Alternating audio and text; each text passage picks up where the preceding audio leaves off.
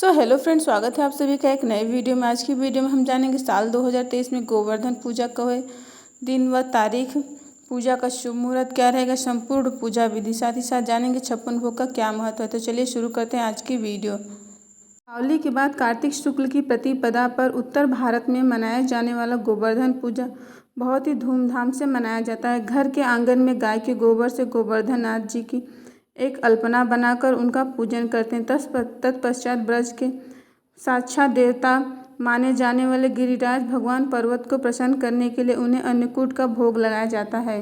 गोवर्धन पूजा 2023 तिथि एवं समय। गोवर्धन पूजा 2023 को 14 नवंबर को 2023 को मंगलवार गोवर्धन पूजा प्रातःकाल शुभ मुहूर्त 6:14 से सुबह 8:35 प्रतिपदा तिथि का प्रारंभ है। 13 नवंबर 2023 को दोपहर 2:56 प्रतिपदा तिथि का समापन होगा। 14 नवंबर 2023 को दोपहर 2:36 पर इसका समापन रहेगा। गोवर्धन पूजा की विधि। गोवर्धन पूजा एक महत्वपूर्ण हिंदू त्यौहार है जो कि दीपावली के दिन के बाद मनाया जाता है। इस त्यौहार में अन्नकूट के नाम से भी जाना जाता है, जिसका अर्थ अनाज का ढेर है। यह बारिश और आंधी के देवता इंद्र पर भगवान श्री कृष्ण की जीत के उपलक्ष्य में मनाया जाता है। यह त्यौहार मुख्य रूप से उत्तर भारत और बिहार में इस त्यौहार को धूमधाम से मनाए जाते हैं। गोवर्धन पूजा के विधि इस प्रकार है। पूजा शुरू करने से पहले घर और पूजा स्थल को साफ कर लें। पूजा स्थल को फूलों और रंगोली से सजाएं। इसके बाद पूजा का प्रसाद तैयार करें, जिसमें चावल, फल, मिठाई और दुग्ध उत्पादन शामिल हो। पूजा का मुख्य भाग गोवर्धन का निर्माण करना होता है। इसके लिए आपको गाय का गोबर लेकर एक छोटा सा टीला या भगवान कृष्ण की प्रतिमा बना सकते हैं, जिसे आपको फूल और पत्तों से सजाना चाहिए। इसके बाद गोवर्धन के सामने दीपक और अगरबत्ती जलाएं। फिर तैयार भोजन और मिठाई भगवान श्री कृष्ण और गोवर्धन पर्वत को अर्पित करें।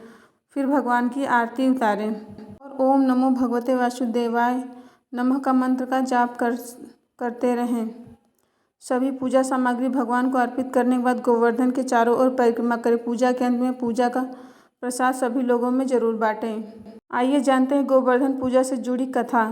एक पौराणिक कथा के अनुसार भगवान श्री कृष्ण ने एक बार माता यशोदा से पूछा कि सभी लोग भगवान इंद्र की पूजा क्यों करते हैं, जिस पर माता यशोदा ने उन्हें बताती हैं कि सभी लोग इंद्र देव की पूजा इसलिए करते हैं ताकि उन्हें बीज बोने, गायों का चारा उगाने और खेती के लिए पर्याप्त वर्षा मिल सके। माता की बात सुनकर श्री कृष्ण ने कहा कि भगवान इंद्र की पूजा करने के बजाय सभी लोग गोवर्धन पर्वत की पूजा करनी चाहिए, जिससे गांव के सभी लोगों को पर्याप्त वर्षा मिल सके। भगवान श्री कृष्ण ने गांव के लोगों को द्वारा इंद्र देवता को भारी मात्रा में भोजन देने की प्रथा को समाप्त करवा दिया और अन्न का उपयोग अपने परिवार के लिए करने की सलाह दी। माना जाता है कि इस पर इंद्रदेव बहुत क्रोधित हुए और उन्होंने भारी वर्षा लाकर लोगों से बदला लेने का फैसला किया। इस पर संकट से भरी लोग काफ़ी उमड़ गए। गांव में लोगों को पीड़ा और सहायता करने के लिए श्री कृष्ण ने तुरंत गांव के लोग गोवर्धन पहाड़ी पर लेकर गए, जहां उन्होंने अपनी सबसे छोटी उंगली पर पूरा पहाड़ उठा लिया। गांव के सभी लोगों ने अपने पालतू जानवरों के साथ गोवर्धन पर्वत के नीचे शरण ली। भगवान श्री कृष्ण ने 7 दिनों तक गोवर्धन पर्वत को अपनी छोटी उंगली पर उठा के रखा, जिसके बाद इंद्र देवता को जल्द ही अपनी गलती का एहसास हो गया और उन्होंने तुरंत भगवान से माफ़ी मांगी। कहा जाता है कि इस दिन गोवर्धन पूजा की जाती है। आइए जानते हैं अन्नकूट पूजा और 56 भोग का महत्व। यह त्यौहार भगवान कृष्ण की इंद्र पर विजय की स्मृति और गोवर्धन पर्वत को आभार व्यक्त करने के लिए मनाया जाता है। गोवर्धन पर्वत को भगवान श्री कृष्ण का रूप माना जाता है और यह त्यौहार उनकी दिव्य शक्ति और कृपा का प्रतीक है। अन्नकूट का अर्थ होता है अन्न का ढेर और हिंदू धर्म में इसे बेहद महत्वपूर्ण माना जाता है। एक कथा के अनुसार भगवान कृष्ण ने वृंदावन के लोगों को भगवान इंद्र की पूजा न करने और गोवर्धन पर्वत की पूजा करने की सलाह दी थी, जिस पर इंद्रदेव ने काफ़ी क्रोधित होकर वृंदावन के लोगों को पर ब्रज का वार किया था। भगवान श्री कृष्ण ने अपनी छोटी उंगली से गोवर्धन पर्वत को उठाकर गांव के सभी लोगों को आश्रय प्रदान किया। इसके बाद से ही भक्त ने कई सारे भोजन को प्रसाद के रूप में तैयार करते हैं और जो गोवर्धन पर्वत का प्रतिनिधित्व करता है। प्रसाद में विभिन्न प्रकार के शाकाहारी खाद्य पदार्थ शामिल होते हैं, जैसे चावल, सब्जियां, मिठाई और फल। भक्त इन खाद्य पदार्थों को भगवान कृष्ण को अर्पित करते हैं और फिर उपस्थित सभी को प्रसाद के रूप में वितरित करते हैं। 56 भोग का महत्व।